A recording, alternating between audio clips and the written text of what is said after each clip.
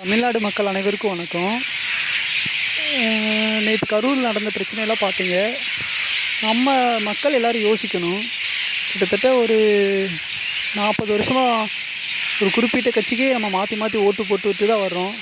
ஆனால் எந்த ஒரு மாற்றமும் நடுத்தர மக்களுக்கு வாழ்க்கையில் ஏற்படவே இல்லை.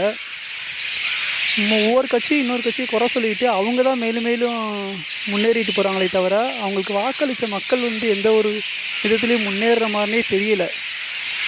சரி, எல்லாருக்கும் தான் வாய்ப்பு கொடுத்துட்ருக்கோம். ஒரு தடவை விஜய்க்கு வாய்ப்பு கொடுத்து தான் பார்ப்போமே. யாருக்குமே வாய்ப்பு கொடுத்தா தான் அவங்க அதை சரியாக பயன்படுத்துகிறாங்களா இல்லையான்றது தெரியும். வாய்ப்பே கொடுக்காம இவங்க அதை சரியாக பயன்படுத்துகிறாங்களா இல்லையான்றது எப்படி தெரியும்? ஒரு கட்சிக்கும் வாய்ப்பு கொடுக்குறோம், அவங்க அதை செய்வாங்க இதை செய்வாங்கன்னு. ஆனால் எந்த ஒரு கட்சியும் மக்களுக்கு செஞ்ச மாதிரி தெரியவே இல்லையே.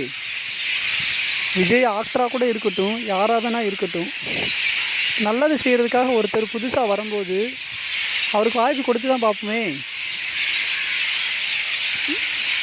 இத்தனை வருஷமாக எத்தனையோ கட்சிக்கு மாற்றி மாற்றி ஓட்டு போட்டிருக்கோம். ஆனால் அதனால் எந்த ஒரு பலன் கிடைக்கல. பொதுமக்கள் அனைவரும் யோசித்து இந்த ஒரு தடவை விஜய்க்கு வாய்ப்பு கொடுத்து பாருங்கள். கண்டிப்பாக அவர் எல்லாருக்கும் நல்லது செய்வார்.